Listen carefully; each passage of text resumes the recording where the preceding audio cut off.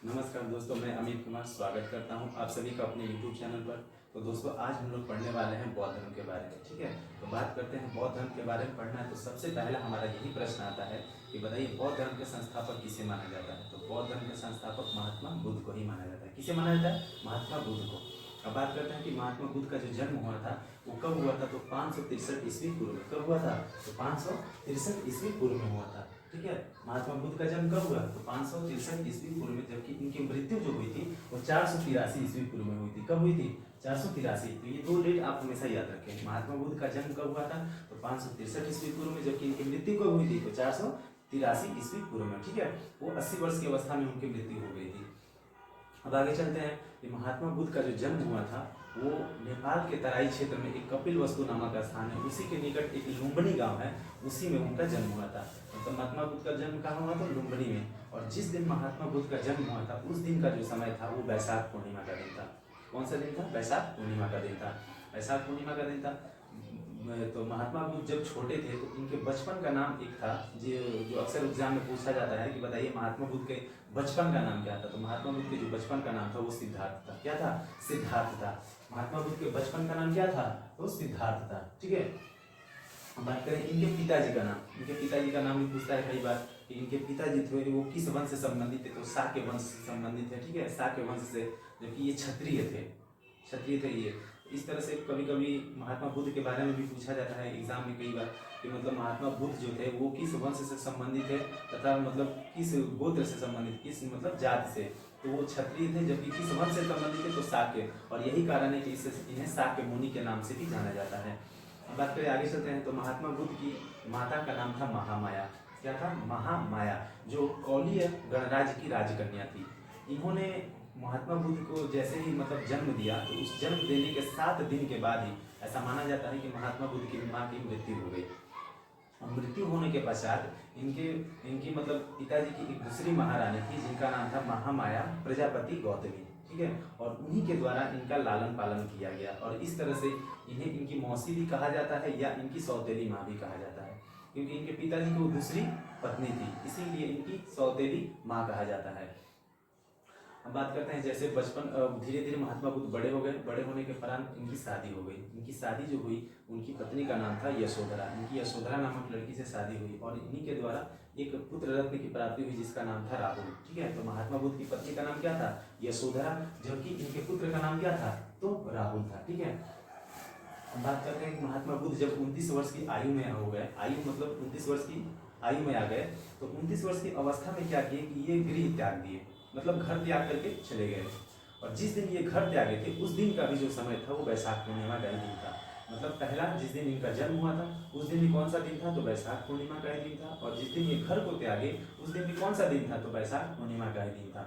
और इस दिन को ही बौद्ध संघ में महाविनिष्क्रमण के नाम से जाना जाता है। क्वेश्चन कई बार पूछा है एग्जाम में कि बताइए कि महात्मा बुद्ध के द्वारा गृह त्याग को बौद्ध संघ में क्या कहा जाता है या किस शब्द से जाना गया? तो उसे महाविनिष्क्रमण कहा जाता है। तो जिस दिन महात्मा बुद्ध घर को त्यागे थे उस दिन क्या कहा गया उस बौद्ध संघ में? तो उसे महाविनिष्क्रमण कहा गया। अब इसके बाद ये घर त्यागे, उसके बाद ये चले गए। तो सबसे पहले ये पहुंचे वैशाली में, और वैशाली पहुंचे तो इनकी मुलाकात अलार कलाम नामक एक गुरु से हुई। ठीक है, अलार कलाम, गुरु का नाम याद रखिएगा, अलार कलाम। कहाँ पहुंचे? तो वैशाली में। और वहां पे ये पहुंच कर सबसे पहले उन्होंने सांख्य दर्शन की शिक्षा ली। किसकी शिक्षा? तो सांख्य दर्शन की शिक्षा ली। ठीक है, यहाँ पे देखिए अलान कलाम से इनकी मुलाकात हुई और उनसे किस दर्शन की शिक्षा लिए? तो सांख्य दर्शन की शिक्षा लिए। उसके बाद वो वहां से सांख्य दर्शन की शिक्षा लेकर के उससे आगे पहुंचे, राजगीर पहुंचे, जिसे हम पहले राजगृह भी कहते थे, जो मगध की पहली राजधानी थी। ठीक है, पहले उसको राजगृह कहा जाता था, वर्तमान में उसे राजगीर कहा जाता है। तो राजगीर पहुंचे तो उनकी मुलाकात वहां पे रुद्रक रामपुत्र से हुई। किससे? रुद्रक रामपुत्र से हुई। वहां पे इनकी मुलाकात किससे हुई? रुद्रक रामपुत्र से, जिनसे इन्होंने योग दर्शन की शिक्षा ली है। किसकी? योग दर्शन की। यहाँ पे देखिए योग दर्शन की शिक्षा लिए और उनसे योग दर्शन की शिक्षा लेकर के फिर वो वहां से क्या किए? आगे चले गए। और आगे सबसे पहले कहाँ पहुंचते हैं? तो ये उत्तर प्रदेश के सारनाथ पहुंचते हैं, मृददाव जंगल। कहाँ पे? मृददाव जंगल। और वहीं पे अपने 5 मित्र के साथ तपस्या करने लगते हैं। और इस तरह से तपस्या करते करते करते करते 6 साल बीत गए। मतलब 29 साल में निकले थे और 6 साल बीत गया था, मतलब 35 वर्ष की अवस्था में आ गए थे। 35 वर्ष की अवस्था में आ गए तो छठे साल ही उसी मतलब वृद्धदाव जंगल में एक सुजाता नामक वन कन्या थी जिसके द्वारा प्रवचन दिया जा रहा था। तो उसके प्रवचन को इन्होंने बड़े अच्छे से सुना और उसके प्रवचन को सुनने के दौरान इनके अंदर ये मतलब अनुभूति हुई कि अब हमें यहाँ से क्या करना चाहिए, प्रस्थान करना चाहिए और किसी दूसरे जगह जा करके हमें तपस्या करनी चाहिए, क्योंकि अभी इनको ज्ञान की प्राप्ति नहीं हुई थी। तो ये क्या किया कि तुरंत उसका प्रवचन सुनने के बाद वो सारनाथ के मृददाव जंगल से निकल करके बिहार के बोध गया पहुंच गए और बिहार के बोध गया में पहुंच करके वो निरंजना नदी, जिसे फाल्गु नदी भी कहा जाता है, तट के किनारे बोधि वृक्ष के नीचे, जिसे पीपल वृक्ष भी कहा जाता है, पीपल वृक्ष को ही बोधि वृक्ष के नाम से जाना जाता है, ठीक है। तो वो बोधि वृक्ष के नीचे बैठकर क्या करने लगे, पीपल वृक्ष, देखिए पीपल को ही कहा जाता है बोधि वृक्ष, और बोधि वृक्ष के नीचे बैठ करके वो तपस्या करने लगे और इस तरह से तपस्या करते करते 7 सप्ताह बीत गए और 7वें सप्ताह के एकदम अंतिम दिन में उनको ज्ञान की प्राप्ति हो गई। और संयोग इतना अच्छा है कि जिस दिन इनको ज्ञान की प्राप्ति हुई उस दिन का भी जो समय था वो वैशाख पूर्णिमा का ही दिन था। तो दोस्तों ऐसे याद रख सकते हैं कि जिस दिन महात्मा बुद्ध का जन्म हुआ था वो भी कौन सा दिन था, तो वैशाख पूर्णिमा का। जिस दिन इन्होंने घर को त्यागा वो भी दिन कौन सा था, वैशाख पूर्णिमा का दिन था। उसके बाद जिस दिन इन्हें ज्ञान की प्राप्ति हुई वो दिन भी कौन सा था, तो वैशाख पूर्णिमा का, ठीक है। क्वेश्चन पूछता है कि बताइए महात्मा बुद्ध के द्वारा गृह त्याग को बौद्ध संघ में किस शब्द से जाना जाता है, तो उसे महाविनिष्क्रमण कहा जाता है, ठीक है। अब बात करते हैं कि जब महात्मा बुद्ध को ज्ञान की प्राप्ति हो गई तो तब जाके इन्हें बुद्ध कहा गया। क्या बुद्ध, पहले बुद्ध नहीं कहा जाता था, ठीक है, पहले तो ये सिद्धार्थ नाम से चलते थे, लेकिन जब इन्हें मतलब ज्ञान की प्राप्ति हो गई तब इन्हें बुद्ध कहा गया। और इस तरह से इन्हें ज्ञान की जैसे प्राप्ति हुई तो सबसे पहले ये पहुंचे कहाँ, वहीं पे जहां पर इनके 5 मित्र तपस्या कर रहे थे, सारनाथ के मृददाव जंगल। और वहां पे पहुंचकर सबसे पहले जो है इन्होंने अपने उन्हीं 5 मित्रों को शिक्षित किया, दीक्षा दिए, और वहां से शिक्षित करने के बाद ये सबसे पहले पहुंचे श्रावस्ती, उत्तर प्रदेश में श्रावस्ती पड़ता है, और श्रावस्ती में पहुंचे और वहीं पर सबसे ज्यादा इनके द्वारा समय बिताया गया। और समय बिताने के दौरान भी सबसे ज्यादा वहीं पर इनके द्वारा उपदेश भी दिया गया। तो क्वेश्चन यहाँ से सबसे ज्यादा बनता है और कई बार एग्जाम में पूछ चुका है कि बताइए महात्मा बुद्ध के द्वारा सबसे ज्यादा वर्षा काल, मतलब समय को कहते हैं, ठीक है, कि मतलब सबसे ज्यादा वर्षा काल कहाँ पे बिताया, तो वो श्रावस्ती में। जबकि दूसरा क्वेश्चन पूछता है कि बताइए महात्मा बुद्ध के द्वारा सबसे ज्यादा उपदेश कहाँ पे दिए गए, तो वो भी श्रावस्ती में, ठीक है। अब बात करते हैं, आगे चलते हैं। तो श्रावस्ती के बाद वो फिर पहुंच गए अपने पैतृक गांव कहाँ, लुम्बिनी, नेपाल। और वहां पे जाकर के सबसे पहला उन्होंने काम यही किया कि अपने परिवार में जो भी लोग थे, ठीक है, उनको शिक्षित करने का काम किया, महिलाओं को छोड़ करके, ठीक। तो इस दौरान उनके घर वालों के द्वारा ये कहा गया कि वो अपनी जो सौतेली माँ कौन थी, प्रजापति गौतमी, उनको भी शिक्षा देने की बात को कहा गया, किंतु इनके द्वारा इस बात को अस्वीकार कर दिया गया, ठीक है। उसके ही तदुपरांत इनका एक प्रिय शिष्य था जिसका नाम था आनंद, जिसका नाम क्या था, आनंद था, ठीक है।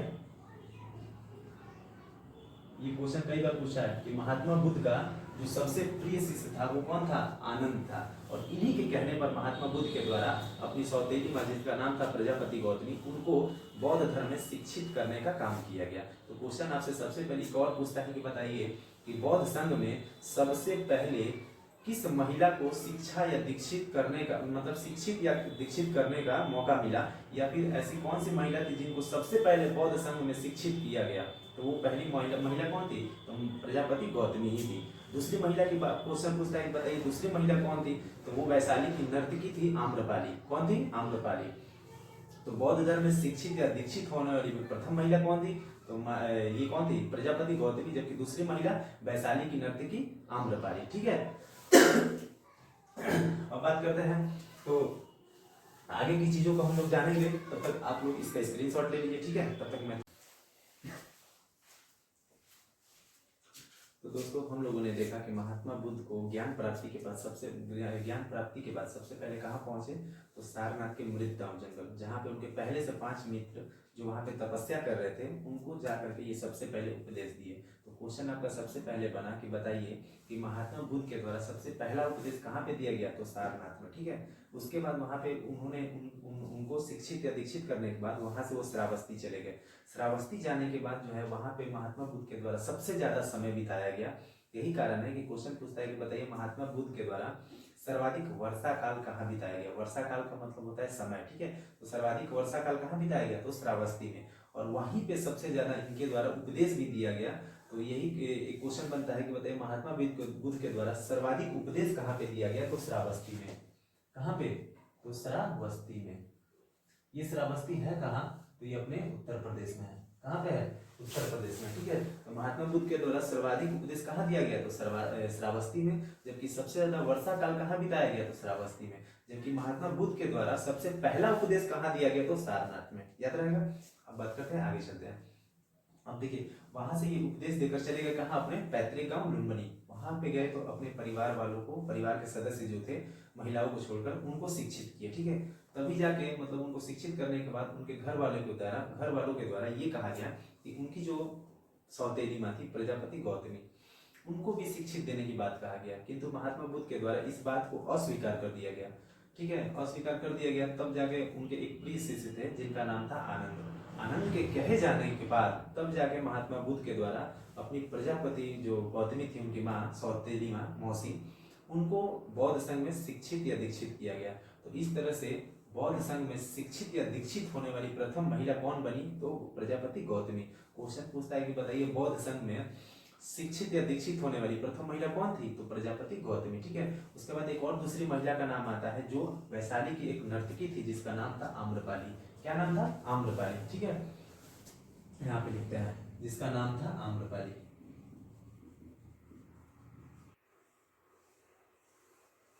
आपका क्वेश्चन क्या बना कि बौद्ध संघ में सबसे पहले शिक्षित या दीक्षित होने वाली पहली महिला कौन थी? तो प्रजापति गौतमी। जबकि दूसरी महिला वैशाली की नर्तकी आम्रपाली, ठीक है। अब बात करते हैं, आगे चलते हैं। महात्मा बुद्ध के द्वारा जब अपनी सौतेली माँ जो प्रजापति गौतमी थी उनको बौद्ध संघ में शिक्षित करने के बाद ही इस बात की घोषणा कर दिया गया कि अब जो है बौद्ध संघ 100 वर्षों से अधिक नहीं चलने वाला। क्योंकि महात्मा बुद्ध ये चाहते ही नहीं थे कि कभी भी उस बौद्ध संघ में महिलाओं का प्रवेश हो, ठीक है।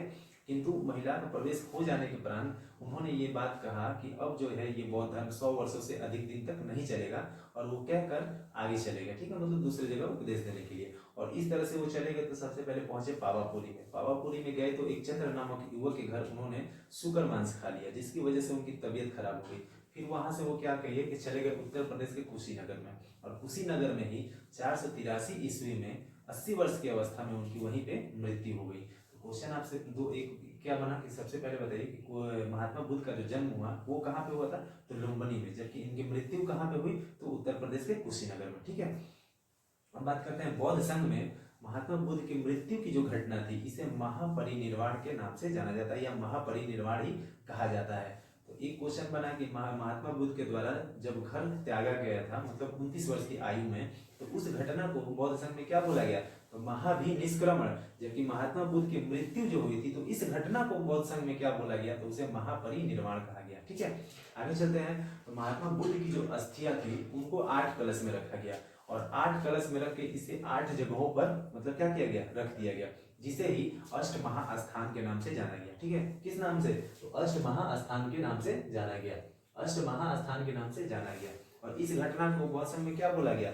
महापरिनिर्वाण, ठीक है। जबकि गृह त्याग की घटना को क्या बोला गया? महाभिनिष्क्रमण। जबकि मृत्यु की घटना को महापरिनिर्वाण, ठीक है। अब बात करते हैं, आगे चलते हैं। तो महात्मा बुद्ध के द्वारा अपने जीवन में 4 आर्य सत्य को स्वीकारा गया। पहला सत्य ये था कि उनके द्वारा ये कहा गया कि संसार जो है दुखमय है, ठीक। और दूसरा है कि प्रत्येक मतलब आदमी जो दुख है उसका कोई ना कोई कारण जरूर है। और तीसरा ये था कि इस कारण में भी मूल कारण क्या है? कारण तो बहुत सारे हो सकते हैं, लेकिन कारण में भी मूल कारण क्या है? तो वो उन्होंने इच्छा को बताया, इच्छा या तृष्णा को बताया, ठीक। और चौथा उन्होंने ये कहा कि अपने मतलब इस इच्छा या तृष्णा पर अगर कोई व्यक्ति काबू पा लेता है तो उसका वो क्या है? दुख से उसको निदान मिल सकता है। तो 4 आर्य सत्य को स्वीकारे उन्होंने। पहला क्या था कि संसार जो है दुखमय है। पहला क्या है? संसार दुखमय है। दूसरा क्या था कि प्रत्येक दुख का कोई ना कोई कारण है, प्रत्येक दुख का कोई ना कोई कारण है। तीसरा उन्होंने ये कहा कि प्रत्येक दुख का मूल कारण है क्या? तो वो है इच्छा या तृष्णा, इच्छा या तृष्णा, ठीक है। मूल कारण क्या है? इच्छा या तृष्णा। और चौथा ये था, चौथा आर्य सत्य कि इस इच्छा या तृष्णा पर काबू पाकर ही दुख का निदान क्या है? संभव है, दुख का निदान संभव है। इस दुख का निदान संभव करने के लिए ही उन्होंने 8 नियम दिए, जिसे ही अष्टांगिक मार्ग कहा गया। क्या कहा गया? अष्टांगिक मार्ग कहा गया। आप यहाँ से देखिए क्या कहा गया? अष्टांगिक मार्ग कहा गया, ठीक है। तो इस तरह से महात्मा बुद्ध के द्वारा अपने जीवन में 3 दर्शन भी दिए गए थे। वो 3 दर्शन कौन कौन थे? तो पहला था अनिश्वरवादी, दूसरा था शून्यवाद और तीसरा था क्षणिकवाद। ठीक है, अनिश्वरवादी का मतलब ये होता है कि महात्मा बुद्ध देखिए ईश्वर के मतलब अस्तित्व को तो स्वीकारे किंतु आत्मा के अस्तित्व को नहीं स्वीकारे। इनका कहने का मतलब मूल तत्व यही था कि इन्होंने कहा कि देखिए कोई भी व्यक्ति अगर दुखी होता है तो उसका कोई ना कोई कारण होता है, और कोई कारण भी होता है तो उस कारण में मूल कारण क्या है? तो वो किसी भी व्यक्ति की इच्छा होती है। जैसे कोई व्यक्ति मान लेते हैं कोई चीज पाने की इच्छा करता है और वो चीज उसे नहीं मिल पाता तो व्यक्ति क्या हो जाता है? दुखी हो जाता है। तो कोई भी व्यक्ति अगर दुखी होता है तो उसका मूल कारण क्या है? तो इच्छा ही है। और इस दुख पर मतलब काबू पाने का एक ही रास्ता है, वो क्या? कि आप तो या तो उस इच्छा को त्याग दीजिए, ठीक, उस इच्छा को त्याग दीजिए, तभी जाके दुख से संभव है मतलब उससे निदान पाना। तो इनके अनुसार ये था कि अगर आदमी मतलब दुखी होता है तो उसका मूल कारण क्या है? इच्छा है। जबकि जैन धर्म में ठीक इसका विपरीत बताया गया है कि उन्होंने कहा कि इस मतलब किसी भी व्यक्ति की जो दुख का कारण है वो आत्मा है। कहने का मतलब है कि अगर किसी आत्मा को मान लेते हैं कि अगर ठेस पहुंचा दिया जाए या फिर मान लेते हैं उसकी इच्छा को अगर पूर्ति ना की जाए तो वो आत्मा क्या होगा? फिर पुनर्जन्म लेगा।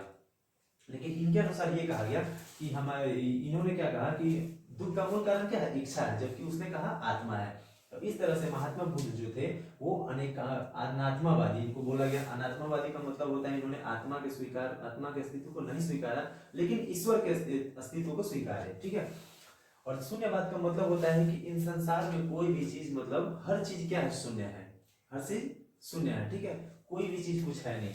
और तीसरा है कि क्षणिकवाद। क्षणिकवाद का मतलब होता है कि कोई भी चीज देखिए क्षणिक चीजें होती हैं। जैसे मान लीजिए कि जैसे कहा जाता है ना कि दूर से कोई भी चीज जैसे कि सुहावन लगता है तो वो क्षणिक चीज होती है। या फिर कभी कभी ये भी बोला जाता है कि क्षणिक चीज जो आपको सुख दे उस चीज के पीछे नहीं जाना चाहिए। तो कोई दुनिया में जो भी चीजें हैं वो शाश्वत, जो भी चीजें हैं वो पूरी तरह से शाश्वत नहीं है, उनका एक दिन समाप्त होना ही है। चाहे वो कोई व्यक्ति हो, किसी मनुष्य का भी जन्म होता है तो मान लीजिए एक समय उसका निर्धारित होता है कि इतने वर्ष के बाद उसकी क्या होगी? मृत्यु हो जाएगी। तो दुनिया का हर चीज उसका एक समय बंधा हुआ है, उसकी सीमा है, और उस समय के निश्चित होने के बाद, पूरा होने के बाद वो चीज क्या हो जाता है? समाप्त हो जाता है। यानी इस दुनिया की सारी वस्तुएं क्या है? वो चाहे मनुष्य हो, चाहे कोई प्रकृति की कोई भी वस्तु हो, वो सारी की सारी क्या एक क्षणिक चीज है। ठीक है, तो इन्होंने 3 दर्शन दिए। कौन कौन? अनिश्वरवाद, दूसरा शून्यवाद और तीसरा क्षणिकवाद। ठीक है, और इसीलिए इन्हें अनात्मावादी कहा जाता है क्योंकि इन्होंने आत्मा के अस्तित्व को स्वीकारा ही नहीं।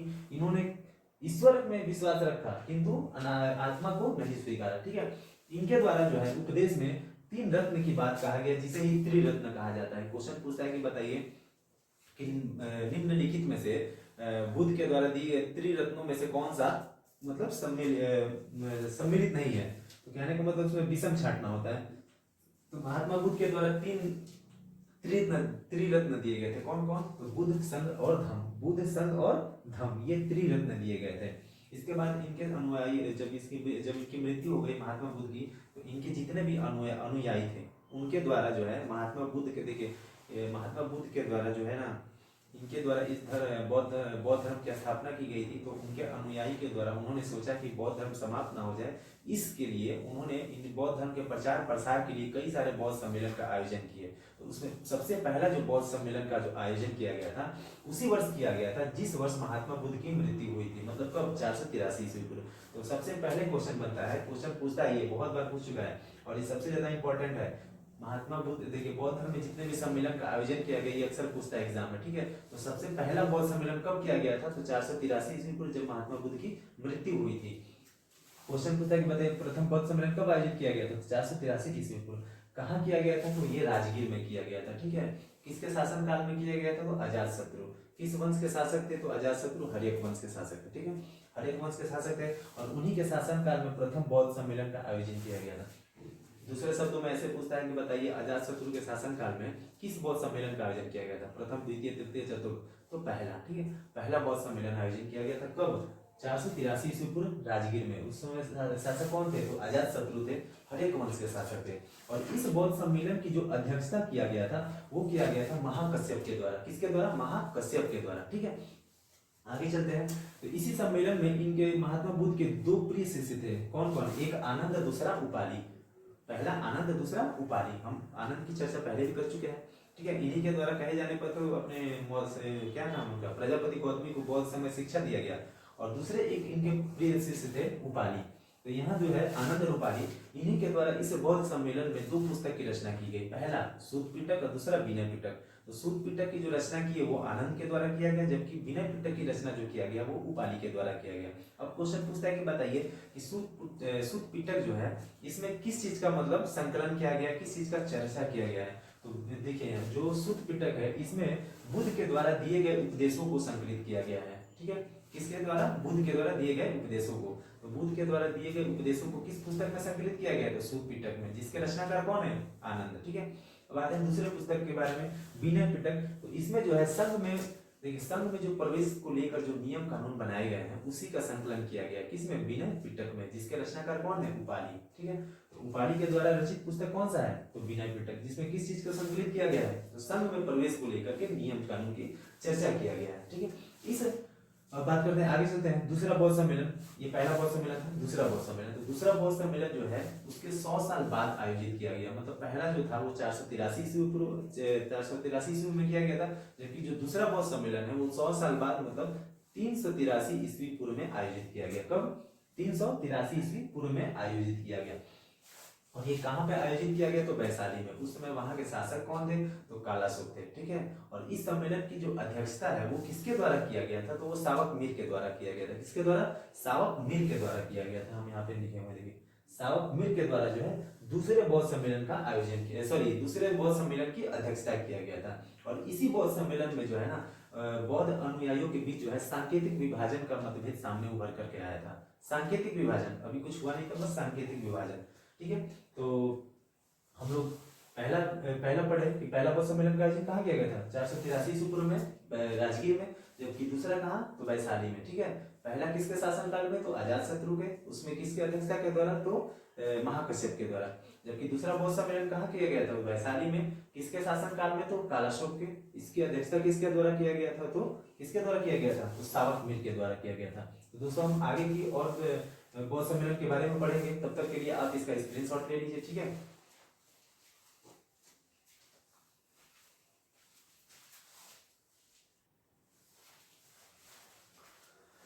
तो दोस्तों हम लोगों ने देखा कि बौद्ध धर्म का पहला सम्मेलन, दूसरा सम्मेलन, अब आते हैं तीसरे सम्मेलन पर। ठीक है, तो बात करें कि बौद्ध धर्म का जो तीसरा सम्मेलन का जो आयोजन किया गया था वो कहाँ कब किया गया था? 255 ईस्वी पूर्व में। कब किया गया था? 255 ईस्वी पूर्व में। ठीक है, कहाँ किया गया था? तो ये किया गया था पाटलिपुत्रा में।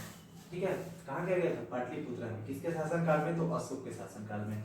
किस वंश के शासक थे? तो मौर्य वंश के। ठीक है, इस सम्मेलन की जो अध्यक्षता है वो मोगलीपुत्र तीस के द्वारा किया गया था। किसके द्वारा किया गया था? मोगलीपुत्र तीस के द्वारा किया गया था।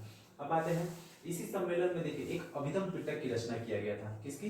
अभिधम पिटक की रचना किया गया था मोगलीपुत्र तीस के ही द्वारा, जिसमें बुद्ध के दार्शनिक पक्ष को संकलित किया गया। ठीक है, क्वेश्चन पूछता है कि बताइए अभिधम पिटक की रचना जो है किस बौद्ध सम्मेलन में किया गया था? तृतीय बौद्ध सम्मेलन में। ठीक है, इसमें क्या रखा गया है?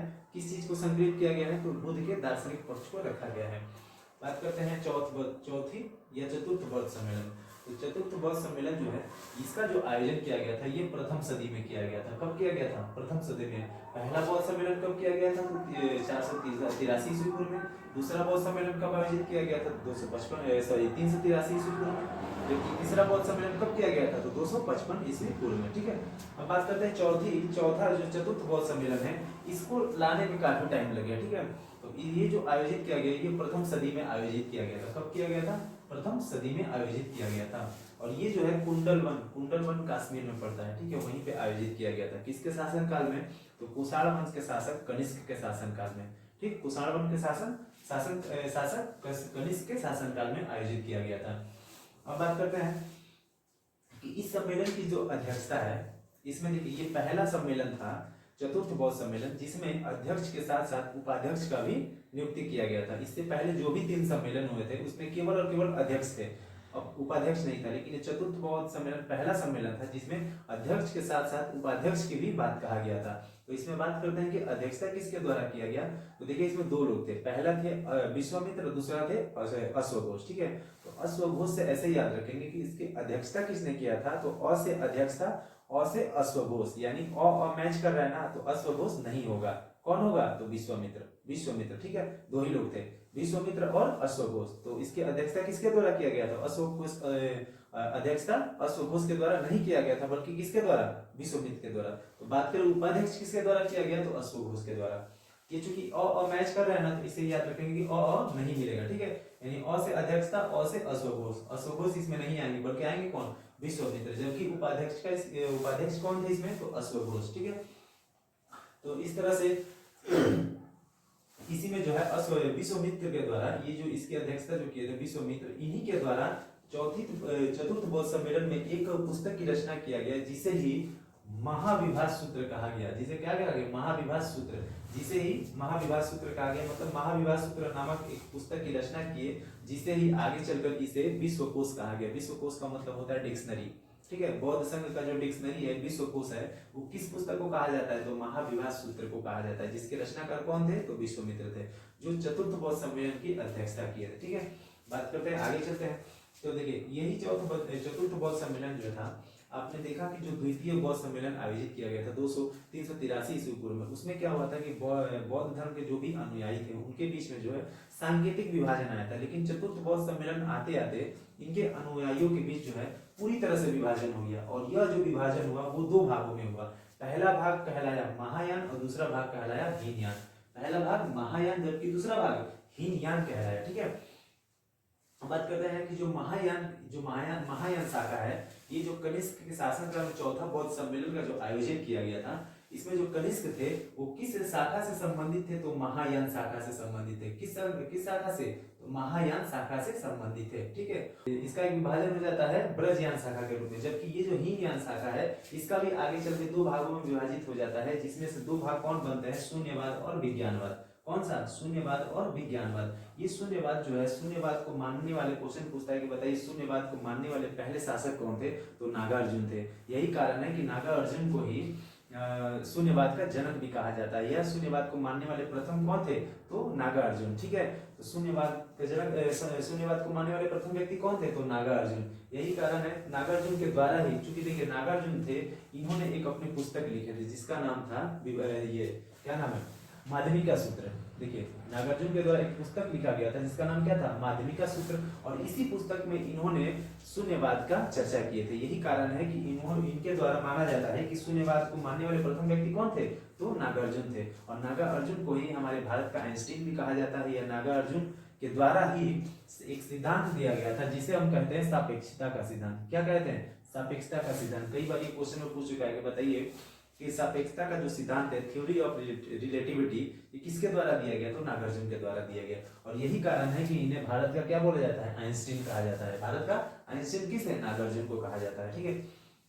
अब बात करते हैं बौद्ध। देखिए, बौद्ध धर्म को मानने वाले कुछ शासकों के द्वारा, जैसे कि कुछ शासक ऐसे थे जो बौद्ध धर्म को मानते थे, तो उनके द्वारा मतलब कुछ विश्वविद्यालय की स्थापना की गई थी। तो उनको क्रम से हम पढ़ेंगे कि कौन कौन से मतलब ऐसे शासक थे जिनके द्वारा जो विश्वविद्यालय की स्थापना की गई, ठीक है, उनके बारे में जानेंगे। उसमें पहला नाम आता है कुमारगुप्त का, जो गुप्त वंश के शासक थे। इनके द्वारा जो है नालंदा विश्वविद्यालय की स्थापना किया गया। किसके द्वारा, कुमारगुप्त के द्वारा। किस वंश से संबंधित थे, तो गुप्त वंश से संबंधित थे, जिनके द्वारा नालंदा विश्वविद्यालय की स्थापना किया गया। अगले व्यक्ति का नाम आता है गोपाल शासक, ठीक है। ये जो गोपाल शासक थे, ये थे पाल वंश के शासक थे, जिनके द्वारा बिहार शरीफ में उदंतीपुरी विश्वविद्यालय की स्थापना किया गया। क्या किया गया, उदंतीपुरी विश्वविद्यालय। तो क्वेश्चन पूछता है कि बताइए उदंतीपुरी विश्वविद्यालय की स्थापना किसके द्वारा किया गया, तो पाल वंश के शासक गोपाल के द्वारा, ठीक है। जबकि नालंदा विश्वविद्यालय की स्थापना किसके द्वारा किया गया, तो गुप्त वंश के शासक कुमारगुप्त के द्वारा। आगे चलते हैं, एक धर्मपाल थे। तो धर्मपाल जो ये भी पाल वंश से संबंधित है, जिनके द्वारा भागलपुर के निकट विक्रमशिला विश्वविद्यालय की स्थापना किया गया। विक्रमशिला विश्वविद्यालय की स्थापना किसके द्वारा, तो धर्मपाल के द्वारा, जो किस वंश से संबंधित थे, तो पाल वंश से, ठीक है। पाल वंश से दो शासक थे, पहला गोपाल और दूसरा धर्मपाल। गोपाल के द्वारा उदंतीपुर विश्वविद्यालय की स्थापना किया गया, जबकि धर्मपाल के द्वारा भागलपुर के निकट विक्रमशिला विश्वविद्यालय की स्थापना किया गया, ठीक है। ऊपर की बात करें कि ये जो नालंदा विश्वविद्यालय है और ये जो उदंतीपुरी विश्वविद्यालय, ये दोनों विश्वविद्यालय जो है, ये जो है बौद्ध धर्म के महायान शाखा से संबंधित है। किस शाखा से, महायान से। जबकि ये जो था विक्रमशिला विश्वविद्यालय, ये ब्रज शाखा से संबंधित था, ठीक है, ब्रज शाखा, क्योंकि वहां से ब्रज शाखा से संबंधित वहां पे शिक्षा दी जाती थी। बात करते हैं, आगे चलते हैं। तो ये जो हीनयान था, क्योंकि ये जो बौद्ध धर्म में जो दो विभाजन हो गया था, हीनयान महायान, तो हीनयान का जो विस्तार हुआ था वो भारत के बाहर भी हुआ था, और महायान का भी जो सॉरी ब्रजयान का जो विस्तार हुआ था उसका भी भारत से बाहर हुआ था। तो क्वेश्चन पूछता है कि बताइए हीनयान शाखा का जो विस्तार हुआ था भारत से बाहर किस देश तक हुआ था, कहाँ तक हुआ था? तो इसका विस्तार जो हुआ था वो श्रीलंका तक हुआ था। ठीक है, श्रीलंका तक। उसके बाद बात करें कि ये जो ब्रज शाखा है इसका भी विस्तार कहाँ तक हुआ था? तो इसका विस्तार हुआ था भारत के बाहर तिब्बत तक। ठीक है, कहाँ तक हुआ था? तिब्बत तक हुआ था। ठीक है, इसके बाद आते हैं कि मान लेते हैं कि देखिए अब बुद्ध के समकालीन जो शासक थे वो कौन कौन थे? क्वेश्चन पूछता है कि बताइए कि बुद्ध के समकालीन में कौन शासक थे? तो कौशल नरेश प्रसेनजीत, एक व्यक्ति का नाम याद रखिए, कौशल नरेश प्रसेनजीत थे। ठीक है, अब बात करते हैं कि बुद्ध से संबंधित कुछ उनके प्रतीक चिन्ह। ठीक है, बाकी सब तो हम लोग पढ़ लिए, बौद्ध सम्मेलन का आयोजन कहाँ कहाँ किया गया, किसकी किसकी अध्यक्षता में किया गया। अब जो महात्मा बुद्ध थे उनके जीवन में कुछ मतलब प्रतीक के द्वारा उनको सूचित किया गया है, उन प्रतीकों को हम एक एक करके पढ़ेंगे।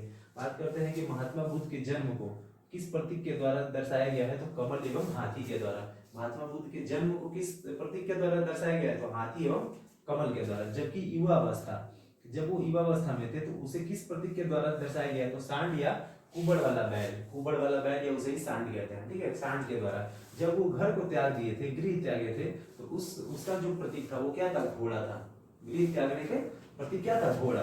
जबकि ज्ञान का जो प्रतीक है वो क्या है? बोधि वृक्ष। और बोधि वृक्ष को ही हम क्या कहते हैं? पीपल पेड़ कहते हैं। पीपल पेड़ को ही बोधि वृक्ष कहा जाता है। जबकि उनकी जो मृत्यु हुई थी उसका जो मृत्यु का जो प्रतीक है वो क्या है? स्तूप है। तो इस तरह से देख रहे हैं कि बौद्ध महात्मा बुद्ध के जो भी जीवन से संबंधित जो भी मतलब उनके जन्म अवस्था, युवा अवस्था, गृह अवस्था, ज्ञान की प्राप्ति एवं मृत्यु को प्राप्ति की ये सारा जो प्रतीक चिन्ह है वो हमने एक एक करके देखा। तो एक बार फिर से इसको हम लोग देख लेते हैं। तो ज्ञान जो जन्म हुआ था उनका प्रतीक चिन्ह क्या था? तो कमल एवं हाथी था। जबकि युवा अवस्था में सांड एवं कुबड़ वाला बैल था। जबकि गृह त्याग में घोड़ा का प्रतीक था। जबकि ज्ञान की प्राप्ति का प्रतीक क्या था? बोधि वृक्ष। और मृत्यु का प्रतीक क्या था? तो स्तूप। ठीक है दोस्तों, इस तरह से हम आगे चलते हैं। अब आता है कि महात्मा